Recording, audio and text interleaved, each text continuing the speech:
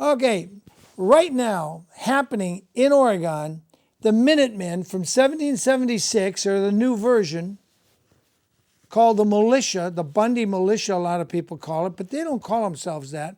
Ammon Bundy's two brothers and several dozen, we can't say exactly how many, have walked into an empty, abandoned Bureau of Land Management facility with multiple buildings, a compound, a kitchen, sleeping quarters, and just took it over.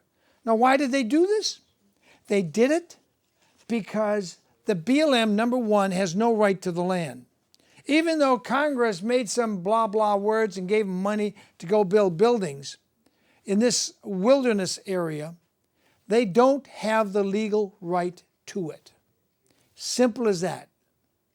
The 10th Amendment did not designate public lands to the federal government. In fact, the 10th Amendment says everything not specifically granted to the federal government belongs to the state or the public, and we are the public. So the B.L.M, a theoretically federal agency, has for years now, decades, seized control of these vast areas in California and Oregon and Washington and a lot in Alaska. I think something like 95% of Alaska is public lands. It doesn't belong to the federal government, but they claim they run it and they own it. And it's not true. It's much a lie as a paper $1 is the same as a silver dollar. If I hold up a paper $1 or $100 bill, it's not the same as a real silver dollar. The $1 bill you call money is actually a Federal Reserve note, and it's just paper and ink. And if you take a silver dollar and try to set it on fire with a match, the silver will get warm, but it won't melt and it won't burn. You put a match to a $1 Federal Reserve note and it'll burn and it'll be gone. That's the difference between real money that stores value and this phony stuff the Federal Reserve has got us using. But that's not what I'm talking about tonight. My point is, it's the same as what Bundy's standing up for. He's standing up for the real Constitution, for we the people, for all of us. So I want to ask, why is it with the BBC in America, British Broadcasting Agency, American Broadcasting Company, the Columbia Broadcasting Company, CBS, the National Broadcasting, NBC, and Fox, and CNN, only credible interview we get, ladies and gentlemen, the only one, comes from the American branch of Russia Today, RT. RT stands for Russia Today. Why is that? Why is the American doing just like, there's nothing here, people, just move along, there's nothing to look at. There's a lot to look at. Into that interview done by RT. Listen to this man, Ammon Bundy, as he gives her an exclusive, as she calls it, interview, where supposedly nobody and no media can get to. The compound, where they invited our television crew and RT Simone Del Rosario inside for a special tour.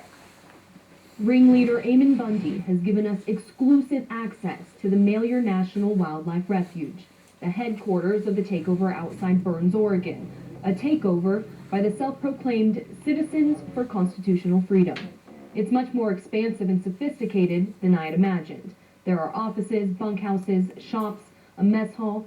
Bundy himself gives us the tour. Right over here is there's a conference room, and that's where we've been meeting with most of the community members and the Committee of Safety and so forth in that conference room. It's slick. My boots are very slick. I might just have to slide. Inside the conference room are federal files, Bundy admits to sifting through. We always put everything back in where they're supposed to go, but we're definitely looking through and seeking for different things like, how did they take so-and-so's water rights away and kind of what their perception of those things are. Mm-hmm. That's what we've been doing over there. Some workshops used to build signs, bunkhouses used for bunking, and heavy-duty federal farm equipment paid for with taxpayer dollars. It's the people's, and that we're going to use it for their benefit. Mm-hmm. It's been used against them for so long, and now we're going to use it for their benefit. Against them how? Like, how would this equipment be used against them? Well, for example, you know, they go out and they use this equipment to build fences, and it cuts off their ranch, and so they can't use it anymore. On day 10 of the takeover, the Bundy brothers used this federal equipment to tear down a fence between a rancher's private property and federal land, giving the rancher greater grazing access, but also destroying federal property. Yeah. Are you concerned about the laws that you're breaking? Well, what is the supreme law of the land? But you're breaking laws that are actually in place We're right breaking now. codes and regulations, possibly. We're not breaking the supreme law of the land. In fact, we're enforcing it. But there's going to be, if you're trying to alter the government, there are still, there's laws that are written in the government that you're trying to alter. So maybe this is part of the laws that you're trying to alter, but they could still arrest you. They could still get you on a number of charges. Sure, the laws on the books that are unconstitutional are so tremendous, if you will. There's so many of them that every day you and I break them.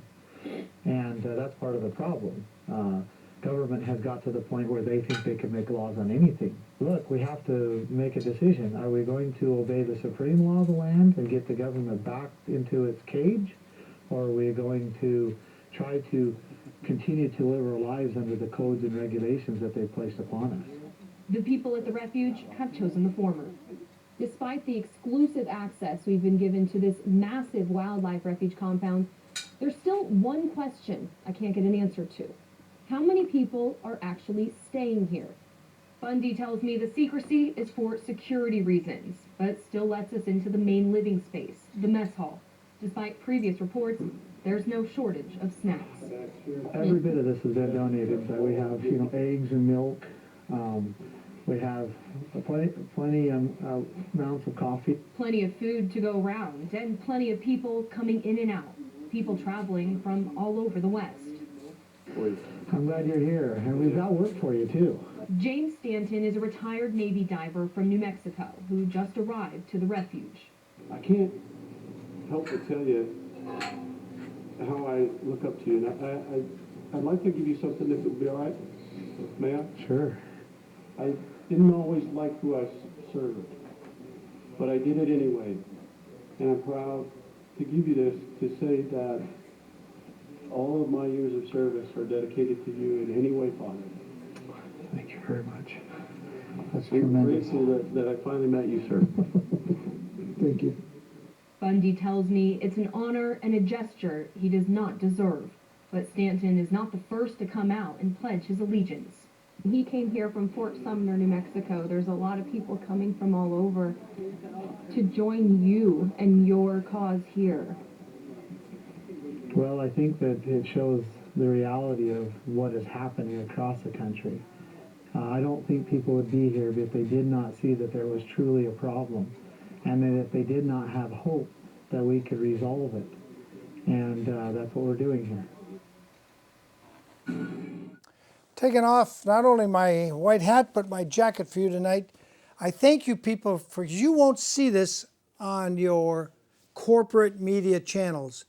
Yeah, 2 people got killed the other night in Santa Maria, shot dead on East Main Street, and that's sad. It's unfortunate. They weren't policemen.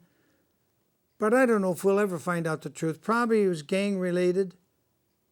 But here we have the Minutemen taking over the article, the wilderness preserve that was the excuse for the B.L.M. to start a fire in 06 that would have burned in and damaged the ranch of the Ammon father and son family. So they had to start a controlled reverse burn as to not damage their operations. This is the B.L.M. saying, you sell us your ranch, we want it, and you sell it to us. And they said, no, our family's been here for 30, 40 years. We don't want to sell it.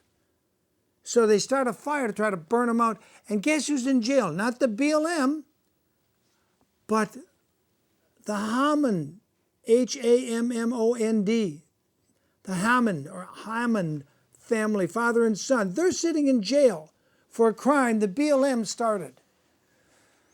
And while they're up there, I want you to notice in that you didn't see people brandishing weapons like you saw at the Bundy standoff in April of 2014, where they literally pointed guns back at the B.L.M. near Bunkerville, Nevada, and chased the corrupt, rotten federal agents, the hired cowboys and the hired SWAT team guys, the 30-day wonder guys, got all the flak jackets and brand new vehicles and big fat paychecks to go out there and kill and steal cattle. All Bundy was doing was growing food for you to eat, melons and cattle. And they turned that into a crime. But the militia showed up and rolled it back. And the last time I talked to Cleveland Bundy, the father of Ammon, they haven't had any more problems. Now, this is an interview I want you to pay close attention to.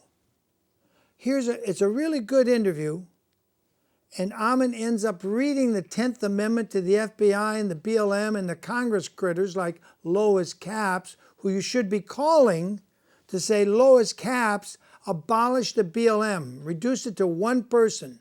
One person, that's all they should employ, and he should be busy all day typing up apologies to all the land they confiscated and harassed ranchers and farmers. That's all that one B.L.M. is, just sending apologies all day, every day. The rest of them should all go on the unemployment list or ship them out to one of our illegal foreign wars. Put a army jacket on them, let them go get killed in some real battlefield. Anyway, here's an interview, and these guys are taking back America. Ammon Bundy, his two brothers, and several dozen other people. We're not going to mention all their names. Watch this.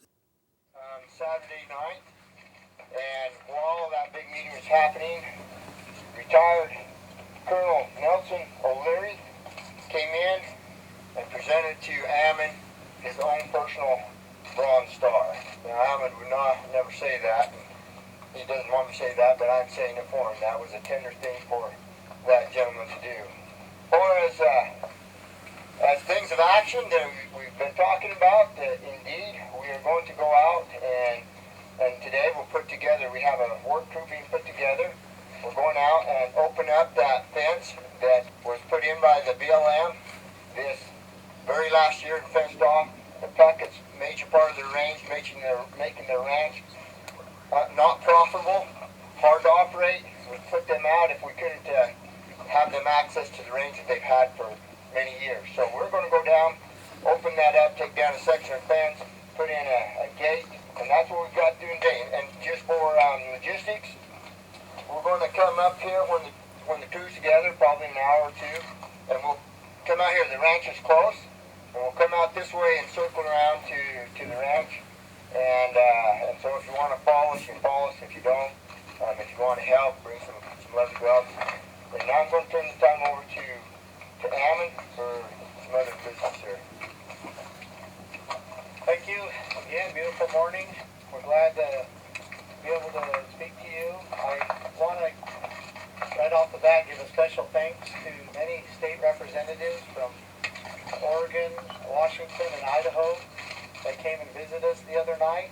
We appreciate your support and your action and your understanding of the need for you to get involved. And we appreciate your desire to assure that people's rights are secured and that they have access to their rights and have access to the land and resources, and also that all you are doing to help expose the corruptions that the Ammons have been so subjected to. And we thank you for that.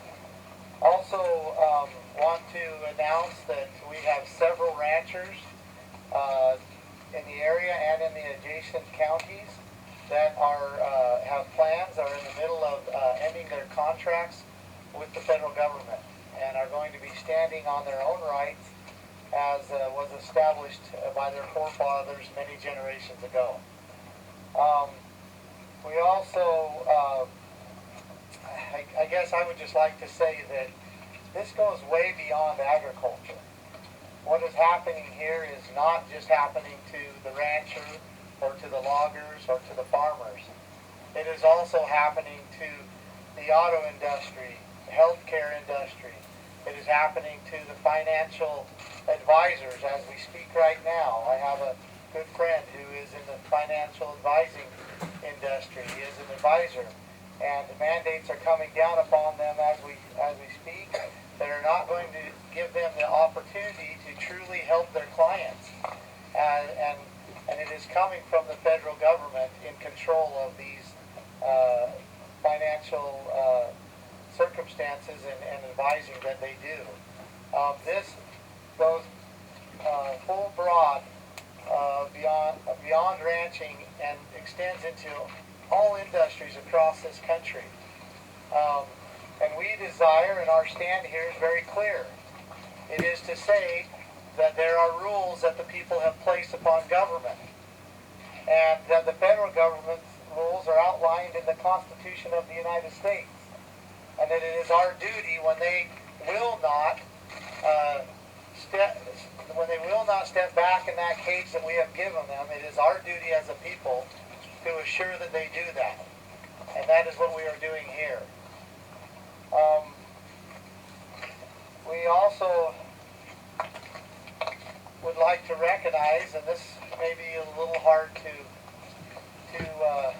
say or to acknowledge, but we know that if we continue to go down the road that we've been going down, that it will ultimately create a war among the people.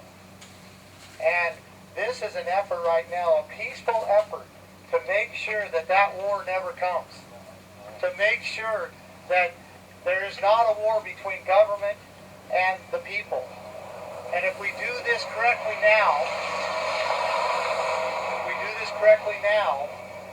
we will make sure that there is peace that will continue to reign in this country, that our children will be able to have a future and to be able to prosper. And we believe that we're making the right stand, that it is a moral and a righteous stand, and that it is a stand for the future of this country. Now, with that being said, we cannot forget the pain and suffering that the Hammonds, Dwight and Stephen, and their families are experiencing as we speak. And that must be at the forefront.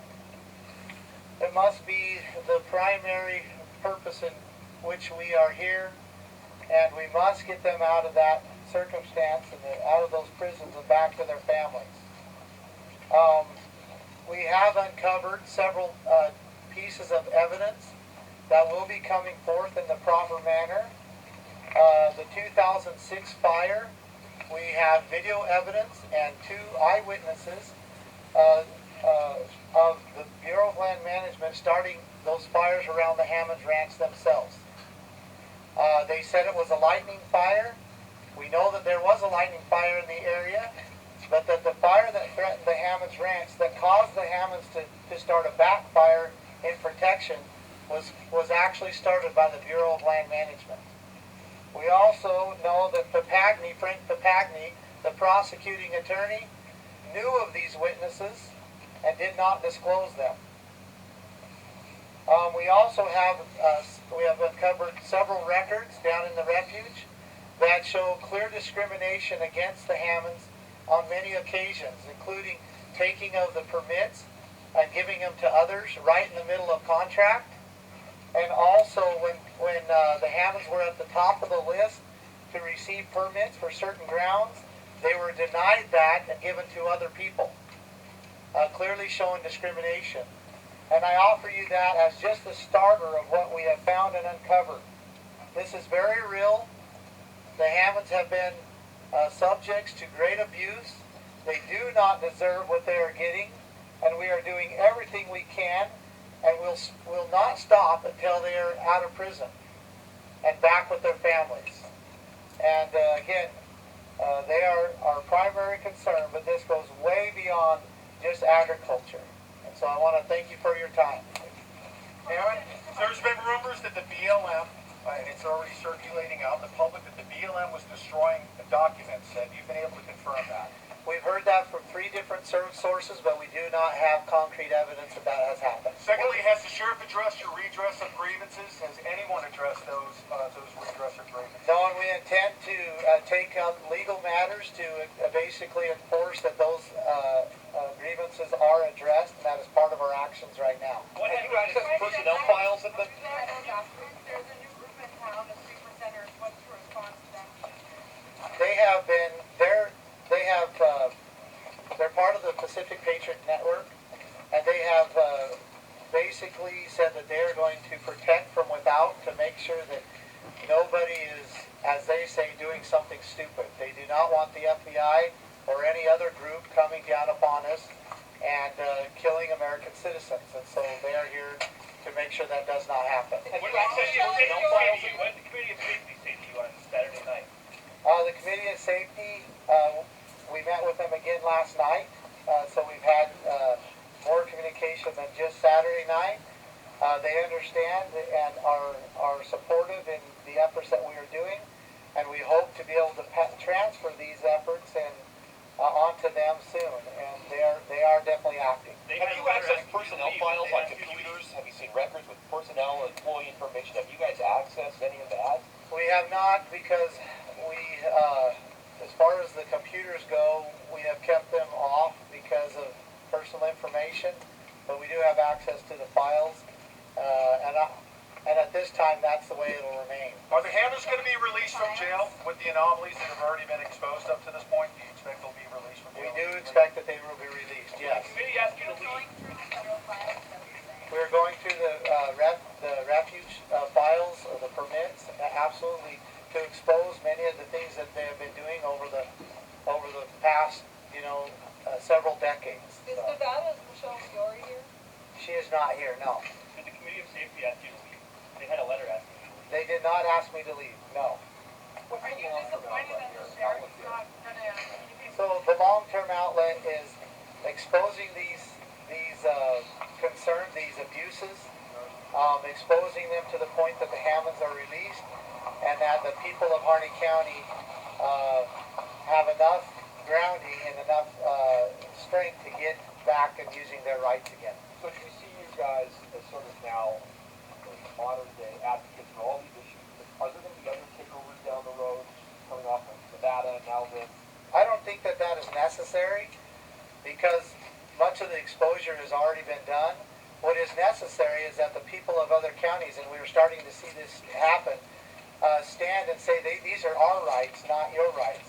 The financial advisor standing and saying, hey, look, you do not have authority from the people to be making acts or regulating our industries. And that is really where this comes. We have an outline in the Constitution of the United States that says what the federal government can do. And beyond that, the people have given them no power.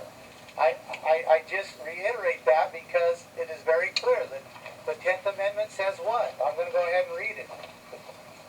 The 10th Amendment clearly says, the powers not delegated to the United States by the Constitution, nor prohibited by it to the states, are reserved to the states respectively or to the people.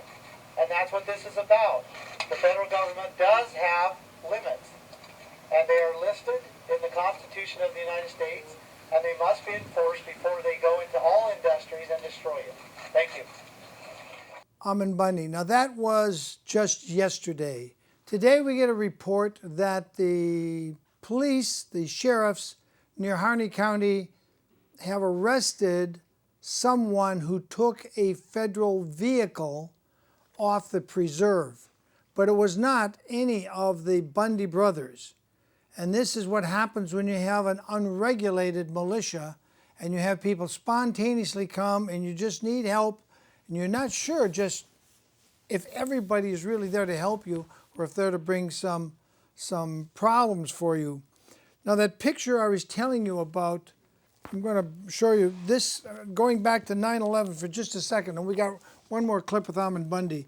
If you look in the lower portion here, you see a stage of 5 photographs where one girder is still standing, and 1 second apart, you see it just turn to dust. It doesn't actually fall, it turns to dust in midair.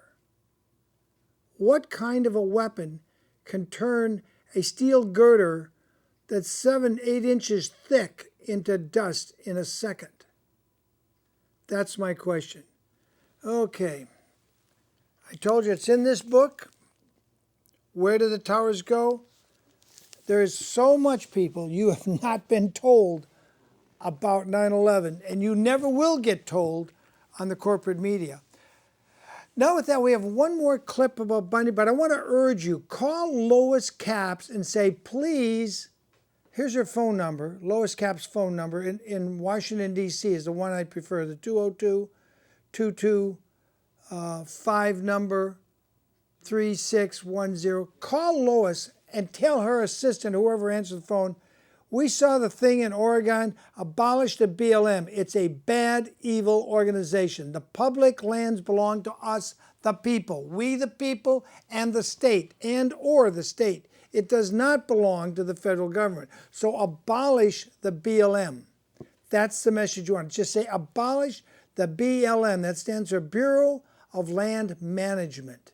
The Bureau of Land Management. Just abolish it. This country got a long fine. They had these public lands out there for decades before the B.L.M. was created.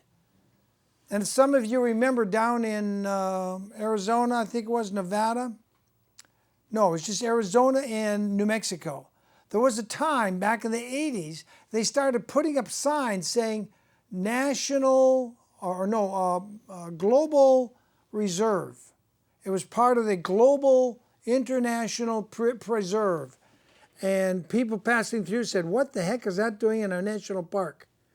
And they made a row about it. People took photos of it. And they made enough of a stir, they took those signs down. What that's all about, and what I think is happening up there at the site of the showdown in Harney County, Oregon, is the Illuminati are pushing forward with their Agenda 21 to kick off all the private ranchers, take all the land, and then turn it over to the United Nations and say it's under United Nations authority and it's no longer really American soil. BS. Don't let it happen. I'm telling you, Ammon Bundy is a calm man. He is a reasonable man. He read the 10th Amendment to the FBI and the B.L.M. and your Congress critter, Lois Capps in this county or this part of this county. Wherever you are in America, call your congressman and just say, abolish the Bureau of Land Management, BLM. We don't need it. It's counterproductive, and it violates the 10th Amendment. It violates we the people. So if you're in Santa Barbara or Ventura County, call Lois Capps, say abolish the BLM. If you're in some other part of the country, call whoever your Congress critter is and just say abolish the Bureau of Land Management. It's counterproductive, and it's creating a crisis. Not only that, you got two innocent men who, after serving 3 months, the BLM prosecutor for the federal government came back and said, oh, no, I appeal this. They're terrorists. This was a terrorist arson. Well, how come it isn't terrorist arson when the BLM sets a fire? Didn't over in Arizona a couple years ago, they burned down millions of acres. That was the federal agents burned down millions of acres. Did any federal agent go to jail? No. Did any of them lose their job? No, at least none of the permanent workers. Some of the temporary workers may have lost their job, but not the permanent workers. They all retired and got their pensions. But all this land was devastated with fires set by federal agents in Arizona. And I think it also burned over into parts of Utah and New Mexico. This isn't right, people. We the people know when we're being shafted. And this is definitely a shafting of the Hammons. And I've never met the Hammons. They're not my relatives. They were never my neighbors. I've never even been to Harney County.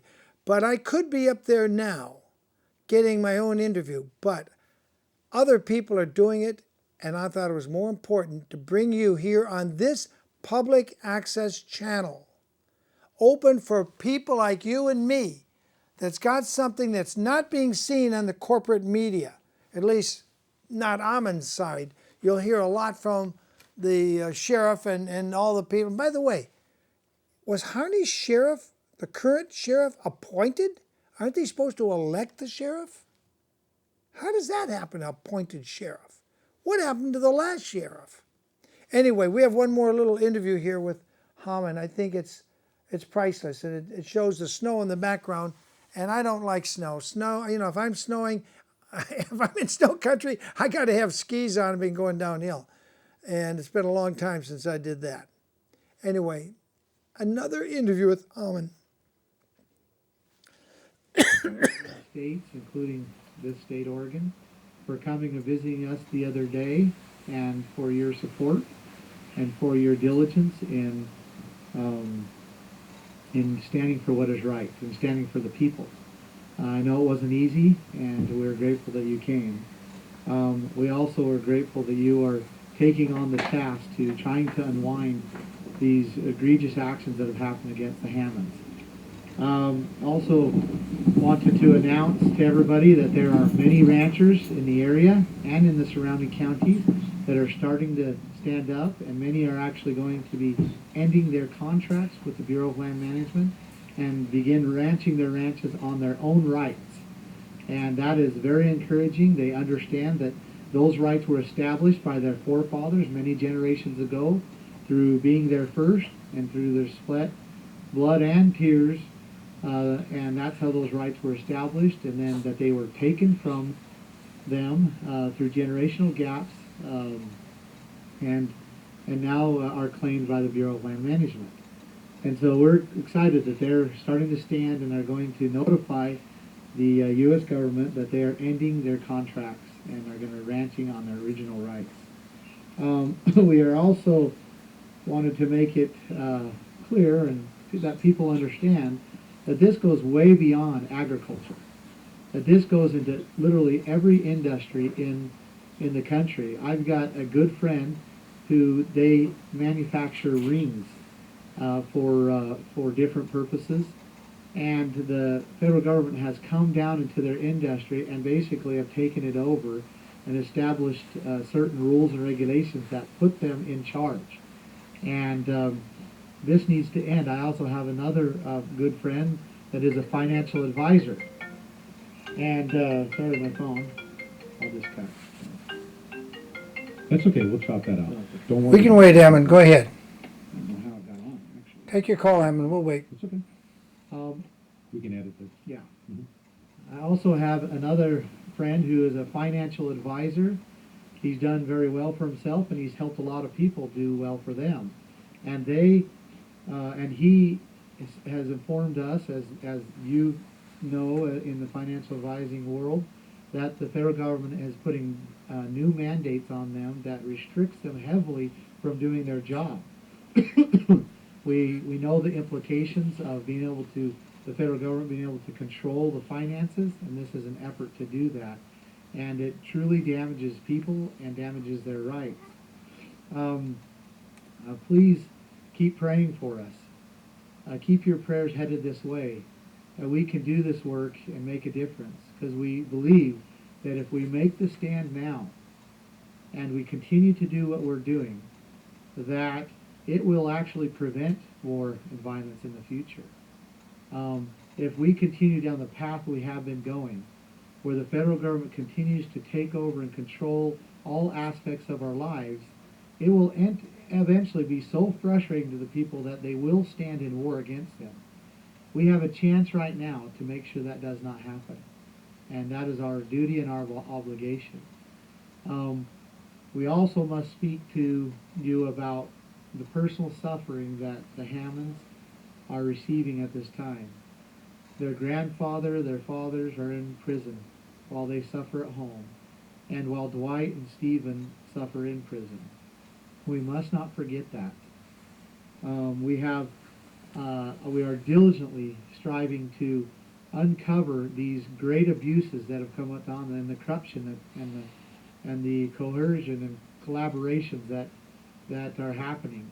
We have found we have video evidence now about the 2006 fire, that the Bureau of Land Management actually started the fire around the Hammonds Ranch. We have 2 eyewitnesses and a video showing that happened.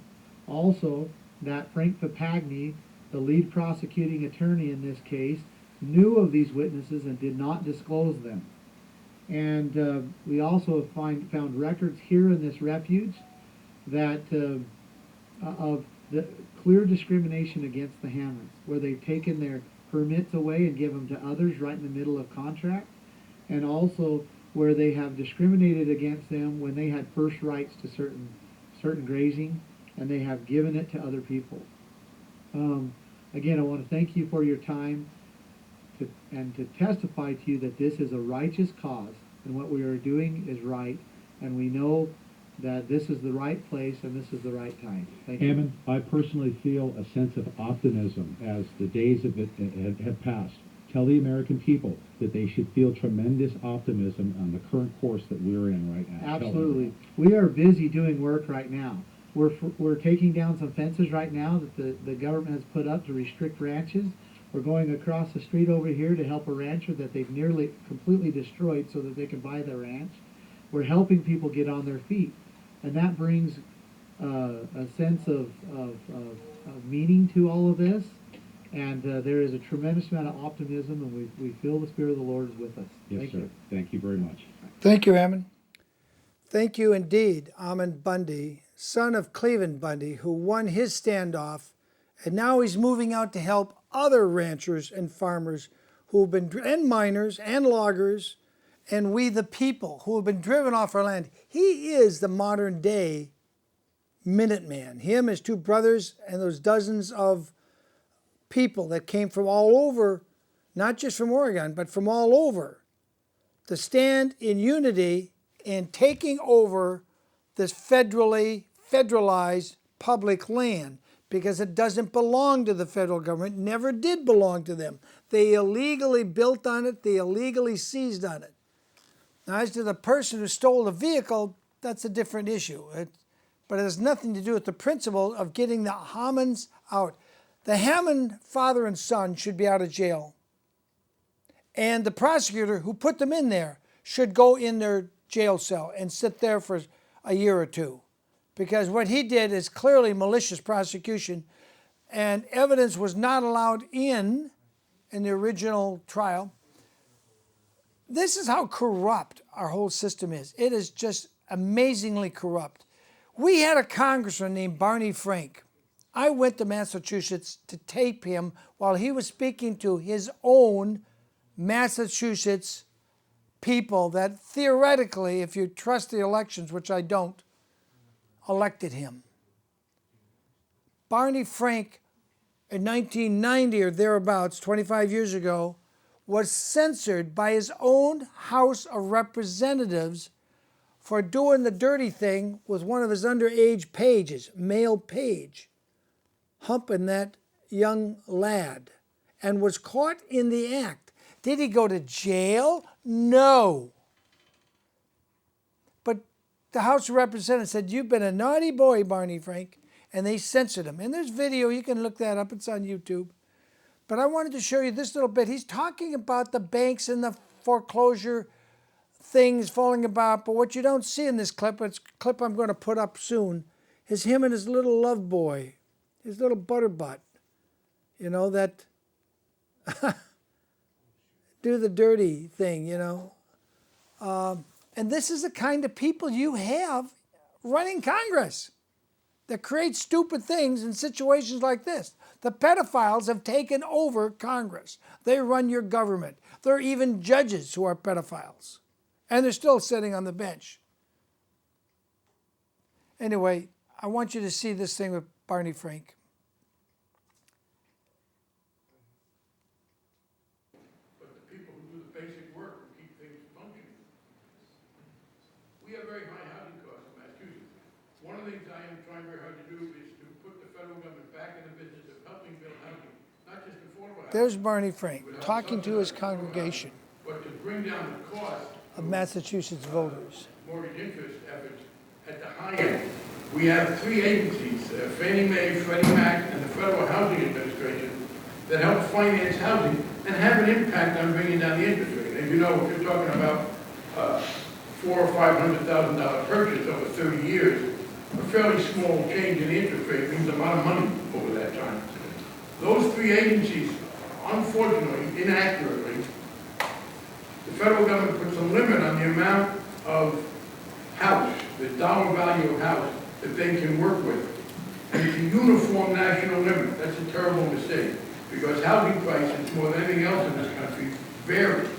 Automobile prices tend to be the same, but house prices are not. Houses are not mobile. And the result is that the FHA, Fannie Mae, and Freddie Mac don't really function in Massachusetts. So the benefit in a reduction of interest rates, maybe as much as a 0.5% or 1%, which means a tremendous amount in your mortgage payments over a 30-year period, they haven't done operated. One of the things I'm pretty sure we'll have done by the end of the year is to substitute a median house price for a dollar limit.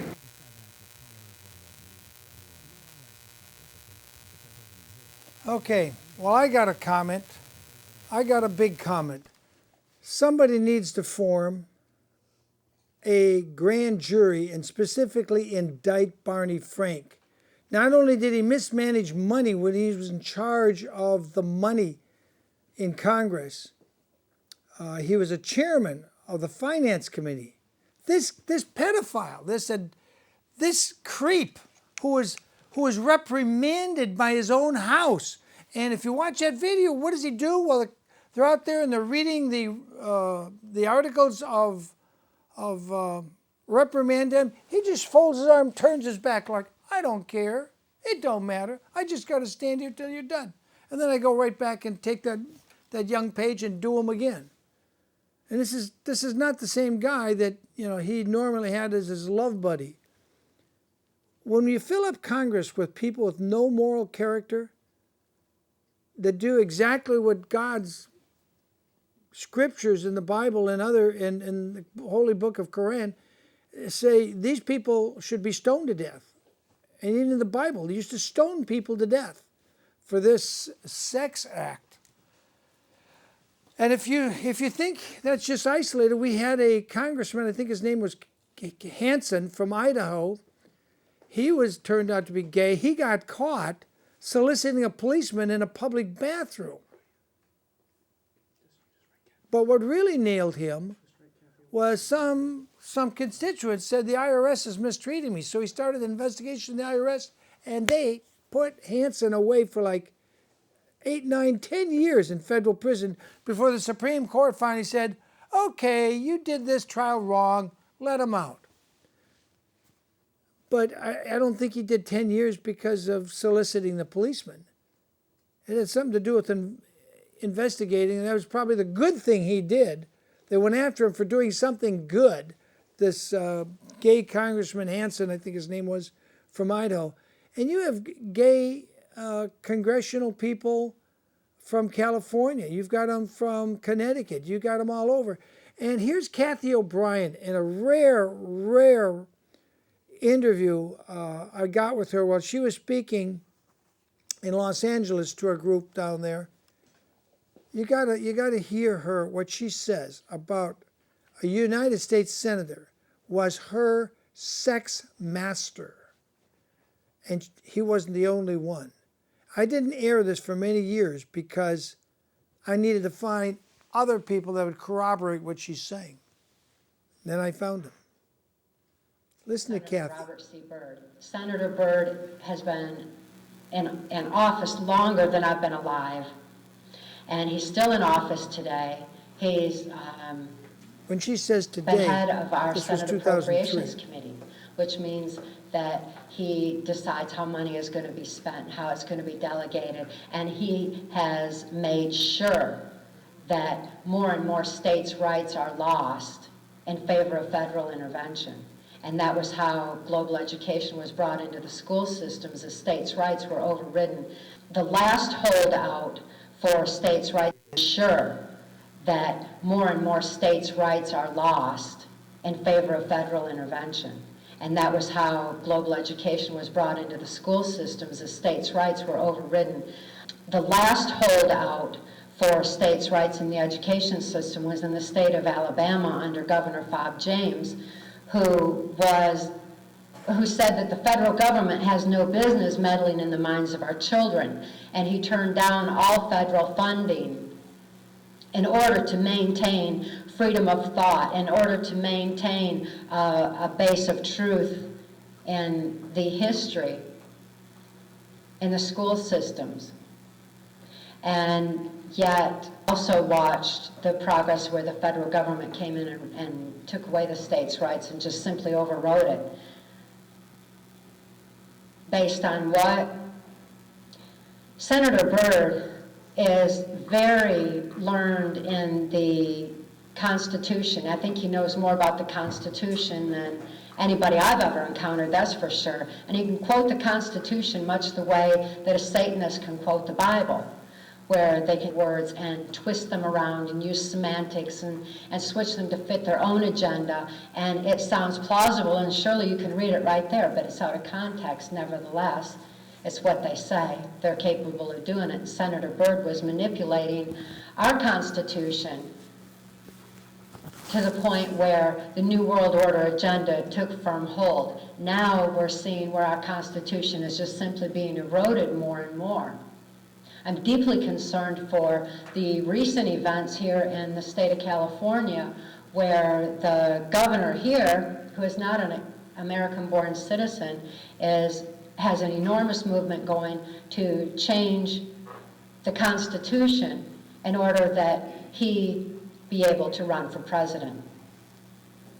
This governor that you all have is a good friend of George Bush's, and I've seen this forthcoming and have even talked about it now for nearly a decade, and yet it wasn't as pertinent as it is today.